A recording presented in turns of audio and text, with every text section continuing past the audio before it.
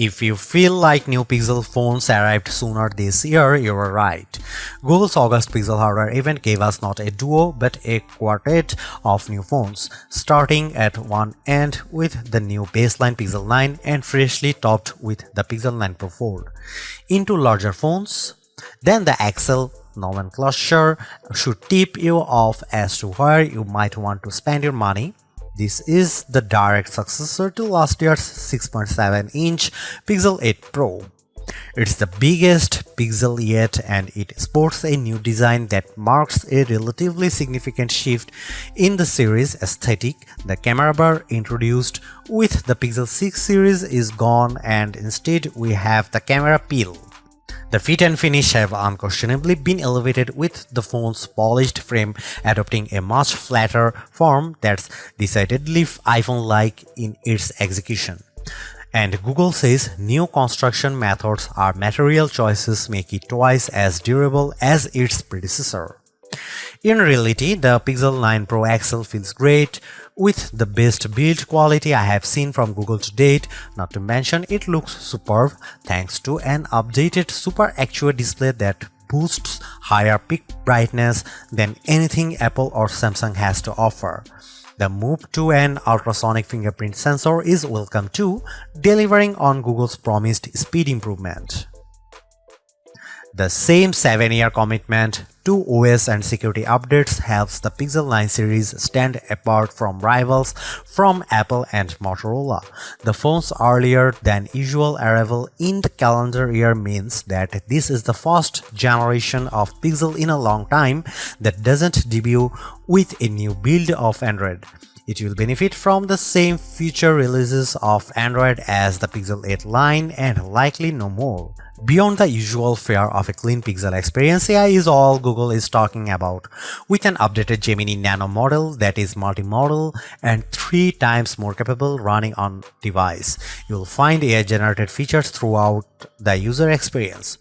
Most notably, there are 3 new apps to play with: a new weather app that's richer and more customizable with AI-generated weather reports, a new screenshots app that, as well as helping organize your captures, allows for semantic search, and Pixel Studio, which allows for on-device text-to-image generative AI that Google pitches as a new creative tool. Feel free to reconcile your feelings about using AI-generated imagery in your own time. The cost of the Pixel 9 Pro and Pro XL also includes a year's access to Google One AI Premium with Gemini Advanced and its new Gemini Live feature.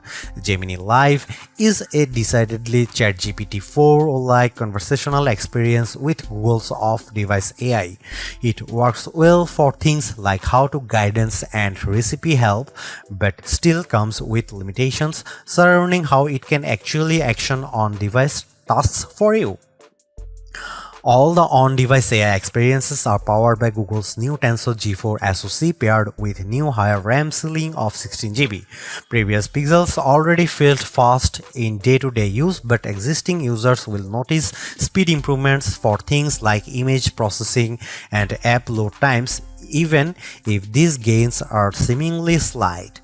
Benchmarks only put the Tensor G4 about 10% ahead of G3 in terms of CPU performance, with more noticeable graphical gains and, of course, NPU gains for AI tasks. The other big aspect of any modern AI-enhanced Pixel phone is the camera experience. The hardware looks for the most part similar to the Pixel 8 Pro, albeit with a much higher resolution selfie snapper with a tweaked ultrawide on the back. However, Google claims to have reworked its HDR Plus pipeline end-to-end, meaning more true-to-life imagery.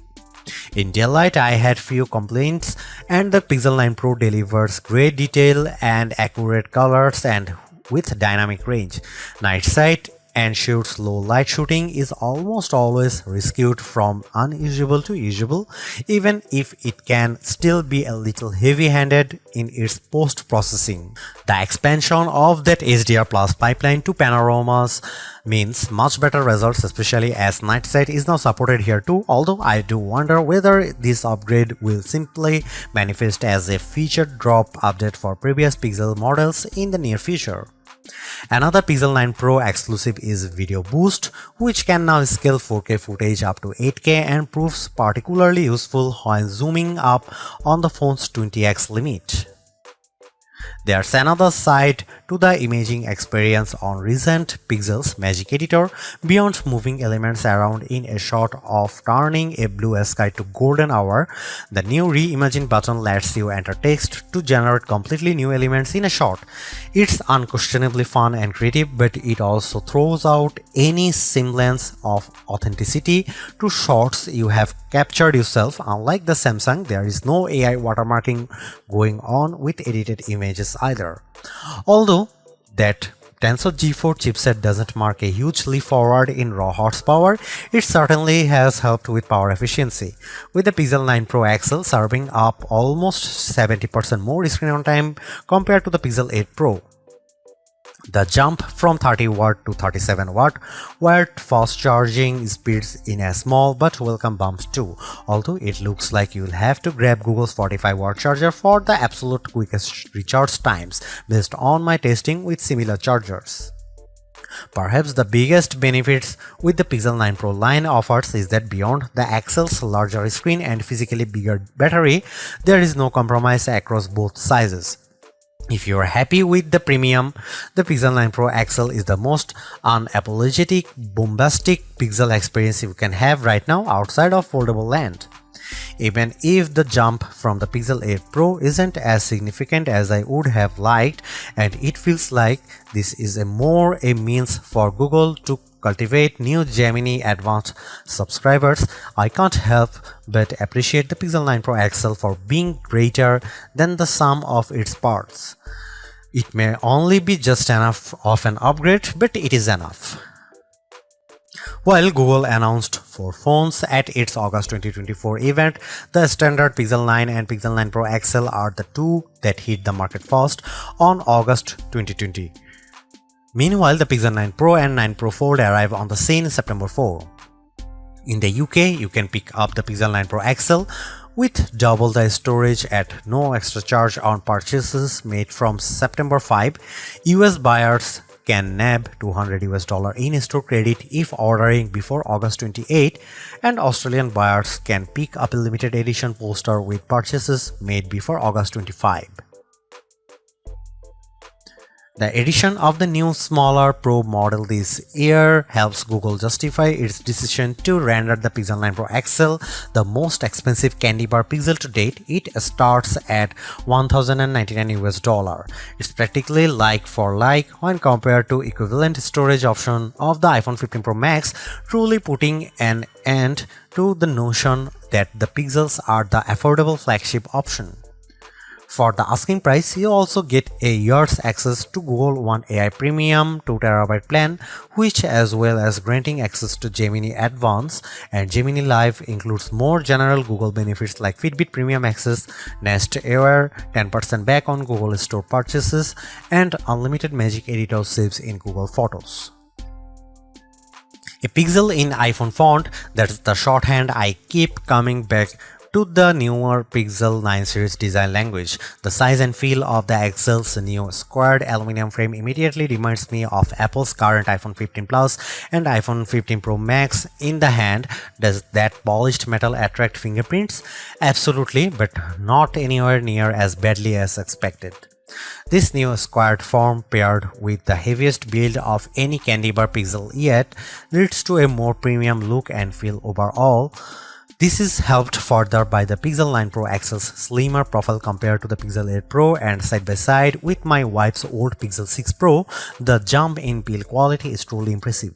One update I'm not sure I love quite so much is the loss of the camera bar, which is replaced in this generation with a camera peel that protrudes out of the phone's rear panel at 90 degrees. It makes for a more bold and confident aesthetic, but it's not as quickly identifiable as the bar. As well as the cosmetic changes, Google also claims that the Pixel 9 Pro XL's new mid-frame design, not to mention its 100% recycled aluminum outer frame, Gorilla Glass Victus 2 front and rear panels, and IP68 certified protection against dust and water ingress, make the new phone twice as durable as its predecessor. In my time with the Pixel 9 Pro XL, by trying to keep it out of harm's way as much as possible, the finish has remained unscathed, but whether it will age as gracefully as its titanium-clad competition from Apple and Samsung remains to be seen. Both sizes of Pixel 9 Pro come in 4 colorways, with Obsidian pictured most prominently in this review. The hazel finish most closely apes the iPhone 15 Pro's natural titanium look, and the Galaxy S24 Ultra's titanium gray, while porcelain and rose quartz offer decidedly more vivacious options. The Pixel 8 Pro Super XR display feels like a noteworthy upgrade from the panel on its predecessor, and while not as earth-shattering an improvement this generation, the Pixel 9 Pro XL screen is a great refinement yet again. Although it sports the same resolution as the Pixel 8 Pro's panel, both high brightness and peak brightness levels have been cranked up to 2000 and 3000 nits respectively, meeting or beating key rivals in a spec-for-spec comparison. Add to that the panel's flat design, its thin, equally proportioned bezel on all sides, and its excellent viewing angles, and the Pixel 9 Pro's XL's Super XR display is a thing to behold. As before, the use of an LTPO OLED panel facilitates a dynamic refresh rate from 1 to 120Hz, making it ideal for always-on display functionality thanks to the implied power-saving benefits, while also still serving up a snappy user experience when swiping around the UI.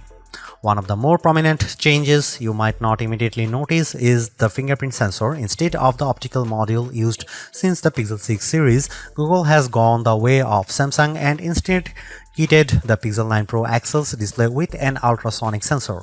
I didn't notice a huge difference when making the switch from my Pixel 7 Pro, but in side-by-side comparison is lives up to the promise of a 2x speed improvement. Perhaps more useful is the greater reliability, especially with damp fingers or when used in the rain. Nowhere is AI more prevalent across the Pixel 9 Pro XL's user experience than the camera. While it might have gone by machine learning in the early days of the Pixel camera experience, AI-powered post-processing has been the secret sauce that has helped elevate the reputation of the Pixel cameras over the past 4 years, to the point where they regularly sit among the best camera phones. As Google has focused its efforts on AI more directly, the proposition of a Pixel camera has changed somewhat, with capture and editing becoming two distinct facets of the experience. If you are looking for a great all-round camera phone, the Pixel 9 Pro XL is right up there. A revised HDR Plus pipeline puts into practice the company's learnings from previous entries, paired with new training data to create images with a more true-to-life appearances, better exposure, dynamic range, details, contrast, and colors.